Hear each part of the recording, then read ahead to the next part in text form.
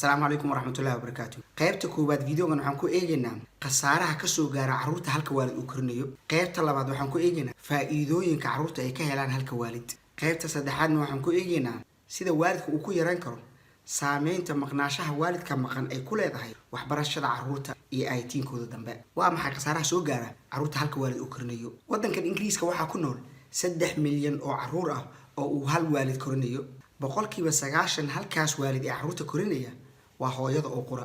Daraasooyin badan oo la sameeyay waxa lagu ogaaday in saameyn weyn oo dhan kasta ay ka soo gaarto caruurta maqnaashaha halka waalid ee ka maqan noloshooda. Saameyntan oo badanaa noqota mid waarta. Caruurta marka iskoolka ay joogaan waxay maqlayaan asxaabtooda oo ka hadlaya waalidiintooda sida ay ugu wanaagsan yihiin, taas oo xasuusinaysa duruufahooda. Marka waxay dareemayaan liidasho iyo in aysan dhameystirin noloshooda oo ay qabyo tahay. taas oo ina saameyn ku yeelan karta kalsoonidooda guud. Xanaaq ay ku beertaa nacayb fara badanna waxay u qaadaan waalidka ka maqan noloshooda. Caruurtan waxay ku soo korayaan cuqdad fara badan oo saameyn ku yeelan karta noloshooda dambe iyo aytiinka ay samaysanayaan. Waxay lumiyaan aaminaadda ay ku qabaan naftooda. Waxayna doonayaan inay kaligood ahaadaan inta badan. Waxaa ku adkaada inay aaminaan dadka kale iyo in ay kula noolaadaan wanaag bulshada kale. Caruurtan waxay dareemayaan in ay yihiin dad aan qiimo lahayn. Sidaa darteed waxaa macquul ah in ay lumiyaan hamigooda ah in ay samaystaan mustaqbal wanaagsan. Caruurtan waxbarashadoodu hoos ayay u dhacdaa maadaama halka waalid ay korinaya daalkiisu iyo mashquulkiisuba uu badan yahay. Ma jirto cid kale oo ku kontroolaysa waxbarashadooda eegaysana in ay sameeyaan leeliyada laga soo siiyay iskoolka. Caruurtan waxay bilaabi karaan in ay muujiyaan ficil ama ay yeeshaan dhaqan xumo sababtoo ah waalidka kaliya waxaa ku adkaada inay canaantaan ama ay ciqaabaan marka ay edab sameeyaan. Caruurtan waxay qarka u saaran yihiin dayacaad iyo ka warqab la'aan badan. Waxay kaloo waayaan waanada iyo dhiirigelinta halka waalid ee maqan. Waa maxay faa'iidooyinka ay ka helaan caruurta halka waalid korinayo? Waalidka kaliya shaqada guriga waa ay ku badan tahay. Sidaa darteed waxay u baahan yihiin caruurta inay wax la qabtaan, taasoo u horseeda caruurta inay bartaan mas'uuliyadda guriga iyo ka qayb qaadashada danta guud. Caruurtan waxay ku qasban yihiin inay hawsha guriga wax ka qabtaan maadaama aanay ku fiirsan karin halkooda waalid. Caruurtan waxay ogaadaan muhiimadda waalidka sababtoo ah waxay soo arkeen halkooda waalid oo ku dadaalaya korriimadooda marxalad kasta ayadoo aysan jirin qof la garab taagan heel iyo hoo. Inta badan waalidiintan waxay ku nool yihiin dakhli aad u yar, taasoo baraysa caruurta qiimaha lacagta, dhaqaalaysi iyo xisaabtan. Caruurtan waxay arkayaan tabardarrida halka waalid, dadaalka faraha badan uu sameynayo iyo ugu dambeynta sida guusha uu gaarayo, taasoo baraysa caruurta karti iyo dulqaad ay ku wajahaan dhibaato kasta oo soo fosaarta. Caruurtan jiljilaac agtooda ma yaallo oo waxay noqdaan kuwo firfircoon. Caruur badani markay caqabadi soo fosaarto way rajo dhigaan durbadiiba, halka caruurta halka waalid qura uu soo koriyay ay u babac dhigaan marxalad kasta oo soo wajahda. Sababtoo ah waxay goobjoog u soo ahaayeen caqabadihii faraha badnaa ee halkooda waalid soo wajahay iyo qaababkii uu ku xaliyay. Maadaama caruurta halka waalid leh ay bilaabaan inay shaqada guriga wax ka qabtaan ayagoo aad u yar, waxay noqdaan kuwo shaqo iyo dadaal badan.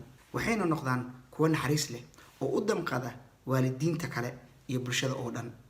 Natiijo ahaan caruurtan waxay helaan aragti iftiin badan oo ku aadan doorka lamaanaha, waxayna maskax furan u yeelan doonaan xulashada qoyskooda mustaqbalka. Maxaad samayn kartaa oo aad ku badbaadin kartaa caruurtaada waxbarashadooda iyo aytiinkooda dambe? Yaree waqtiga aad shaqayso si aad ugu hesho caruurtaada waqti fara badan. La sheekayso caruurtaada goor kasta. Role model u noqo oo tusi wax ay kaaga daysadaan sida quraanka ood wada akhrisataan, library-ga ood wada aadaan, buugna ka soo qaadataan, madxafyada ood isku raacdaan.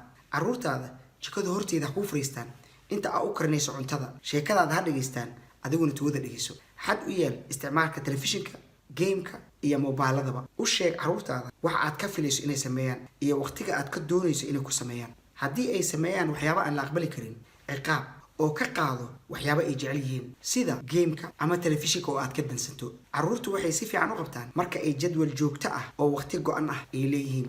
Sameyso jadwal maalintaadana ha u qaybsanaato saacado, hana kuu qornaato waxa aad sameynayso saacad kasta. caruurtaadu waqti go'an ha ku seexdaan waqti go'anna ha ku soo toosaan waligaa ha u ogolaan inay waqti dambe oo habeenkii soo jeedaan. taas waxay saameynaysaa waxbarashadooda iyo korriimadooda. asxaab wanaagsan sameyso oo iska ilaali kuwa doonaya waqtiga yar ee aad la qaadan lahayd carruurtaada inaad iyaga kala haasaado waxyaabo aan muhiim ahayn. ku ammaan carruurtaada waxqabadkooda sida hawsha guriga oo ay wax ka qabtaan, qur-aanka oo ay akhristaan, salaada oo ay tukadaan, iyo buundooyin wanaagsan marka ay ka keensadaan imtixaanaadka iskoolka. macallimiinta xiriir wanaagsan la samee oo u sheeg xaalkaaga si ay iyaguna u caawiyaan carruurtaada. ha ka xishoon inaad caawinaad weydiisato qaraabadaada iyo soomaalida kale ee dariskaaga ah.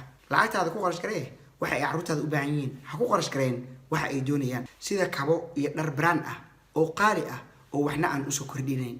carruurtu waxay xasuustaan wixii aad wada samayn jirteen, ma xasuustaan kabo iyo dhar aad u gaday. run sheeg marka aad la sheekaysanayso asxaabtaada. weligaa ha uga hadal carruurtaada hortooda xumaantii dhex martay adiga iyo reerkaaga hore, sababtoo ah waxay u horseedi kartaa walwal cusub iyo nacayb ku wajahan waalidka kale ee ka maqan noloshooda. waxay kaloo sababi kartaa in ay iska dhaadhiciyaan inuu yahay guurka wax xun oo ay saaxiibtinimada ka wanaagsan tahay. uga sheekee carruurtaada wanaaggii aad soo wada qaadateen reerkaagii hore. midaas ayaa u horseedaysa carruurtaada inay noqdaan kuwa ku fikira wanaag mar kasta. taas waa dabeecadaha bini'aadamka. markii wanaag laga sheekeeyo wanaag ayay ku fikiraan, markii xumaan laga sheekeeyana xumaan ayay ku fikiraan. ogow markii ay carruurtaada soo weynaadaan iyaga ayaaba fahmi doona wax kasta oo jira. fadlan subscribe saar channelkan si aad u hesho video kasta oo aan soo gelino waqti kasta, lana wadaag walaalaha kale si ay iyaguna uga faa'iidaystaan. waa mahadsantihiin. assalaamu calaykum.